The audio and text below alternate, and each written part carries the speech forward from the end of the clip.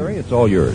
Most of us military wives become aware very early that there's a certain lack of privacy in military life. As is true of many other small communities, you know news travels very fast, and your neighbors usually can't help knowing what you're doing. This has always seemed to me most obvious in the hospital waiting room. I can be fairly sure to meet someone I know there. And of course the conversation always begins with how I'm feeling and why I want to see the doctor. I know it's happened to you too.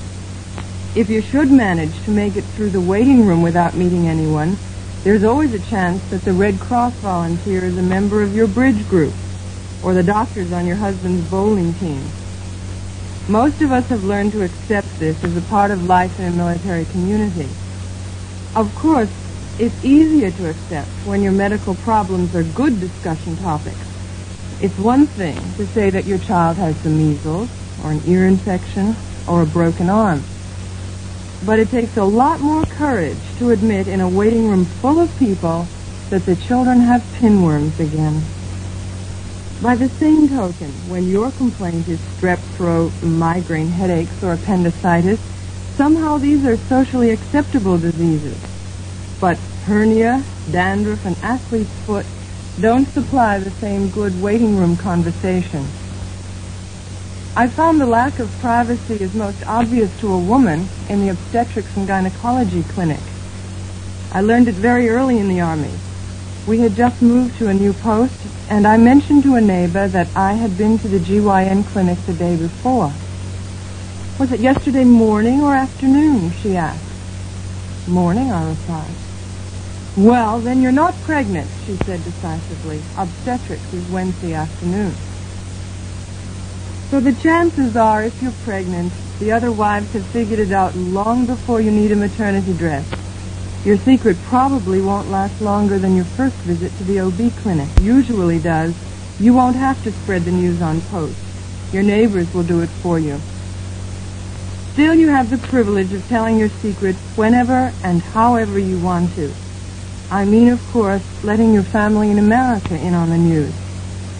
Particularly for us overseas, it's not as easy as telephoning Mom and Dad to say, you'll be grandparents. And since they probably won't be here to watch your growing waistline, perhaps they'll enjoy your making a little extra fuss to announce that you're expecting a baby. We had the idea to do it in the form of a gift. We sent a box, gift wrapped, on the next gift-giving occasion after I knew I was pregnant. For us, it happened to be Christmas. In the box was a small plastic baby doll, which had cost 50 cents in the toy store. The doll held a card that read, "This is to introduce your new grandchild, who will meet you sometime next June, courtesy of your loving children." My parents-in-law said it was the best gift they had received for Christmas.